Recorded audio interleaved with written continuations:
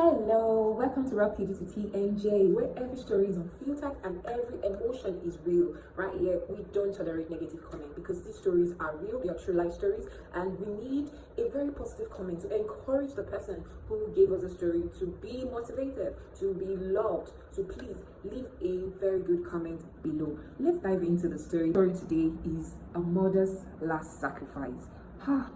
This one is a very tough one because it got me thinking so much. How would one person suffer so much for our own blood, give our own? She was uneducated, give our all so that the daughter could become somebody. But then there is a twist. Sit back for this twist. Story. Okay, our mother's name is Grace. They are from the eastern part of Nigeria. The daughter's name is Ada. Grace, which is her mother, got married to her father in the late 70s. They tried so many years to conceive, to have a child, but it was difficult. And you know, back then, the way our parents loved to celebrate the birth of children, especially the male children. But that's aside. So the parents were trying to just get one child. It was difficult. But eventually, the mother conceived and gave birth to Ada. For so many other years, the mother tried to conceive, but nothing was coming forth. The family of the father, which is Ada's father, encouraged him to get another wife and get married, which the man eventually did, and they started giving birth to children. But the maltreatment towards Ada's mother was too much, so the mother decided to leave the marriage. When the mother left the marriage, she left with nothing, basically nothing, no support, nothing.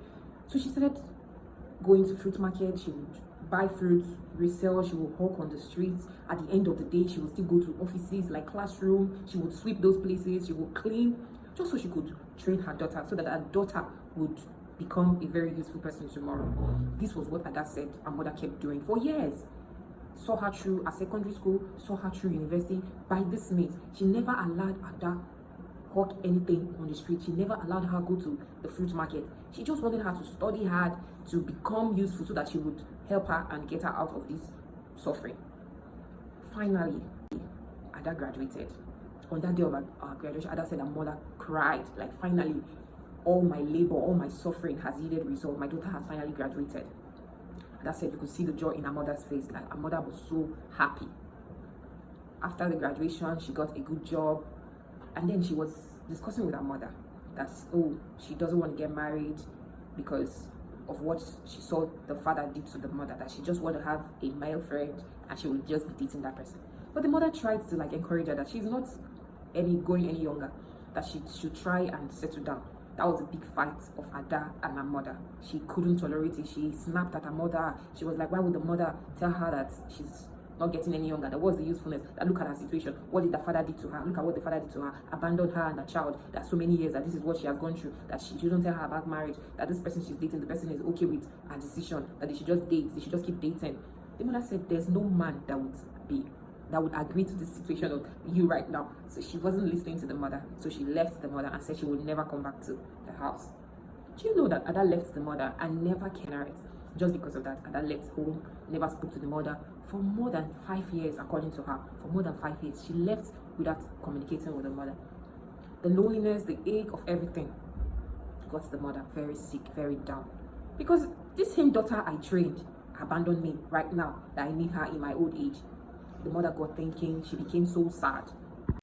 This story got me so emotional when Ada told me she left her mother for more than 5 years. More than 5 years, no upkeep, no calls, nothing. She never checked, just because the mother told her to try to settle down with the man she was dating at that time. My brethren, do you know that at the end of the day, the guy she was dating, that the guy wasn't going to marry, that he was okay with her decision, do you know that this guy called off the relationship? That shame, still, that was the reason why she said she couldn't go back to her mother to ask for forgiveness. Just a year later, after she left her mother.